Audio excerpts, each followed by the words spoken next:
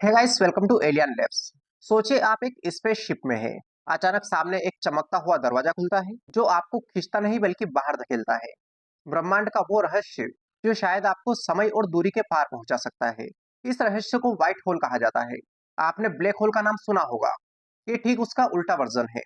Black hole सब कुछ खींच लेता है, यहाँ तक कि लाइट को भी, जबकि व्हाइट होल कुछ भी अपने अंदर नहीं जाने देता, बल्कि मैटर और एनर्जी को भी बाहर फेंक देता है। और ये थ्योरी अल्बर्ट आइंस्टाइन की जनरल रिलेटिविटी के इक्वेशन में पॉसिबल है।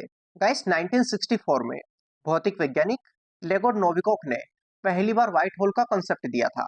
उनकी इक्वेशन ये बताती है कि अगर स्पेस टाइम में एक तरफ एंट्रेंस है यानी कि ब्लैक होल है, तो दूसरी तरफ एग्जिट भी हो सकता है, जिसको हम व्हाइट होल बोल सकते हैं। मान लीजिए ब्लैक होल एक कॉस्मिक वैक्यूम क्लीनर है और व्हाइट होल एक कॉस्मिक फाउंटेन है यानी कि एक झरना है। कुछ थ्योरीज यहाँ तक कहती है कि दोनों एक ही वार्म होल के दो छोर हो सकते हैं। आप इसको ऐसे समझ लीजिए कि एक पाइप है जिसके दो कोने हैं। एक से कोई चीज अंदर जाती है तो दूसरी तरफ से वो बाहर निकल जाती है। और अगर ये दोनों छोर जुड़े हो तो थ्योरेटिकली आप ब्लैक होल से घुसकर व्हाइट होल से बाहर निकल सकते हैं। हालांकि यहाँ पर प्रॉब्लम यह है कि ब्लैक होल के अंदर जाने से पहले ही आप एक्सट्रीम ग्रेविटी और रेडिएशन से बिल्कुल नष्ट हो जाएंगे।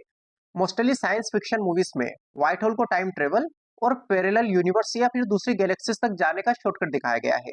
हालांकि रियल साइंस में अभी तक व्हाइट होल का कोई भी ऑब्जर्वेशनल प्रूफ नहीं मिला है। कुछ वैज्ञानिक यहाँ तक कहते हैं कि व्हाइट होल शायद बिग बैंग के समय बने होंगे।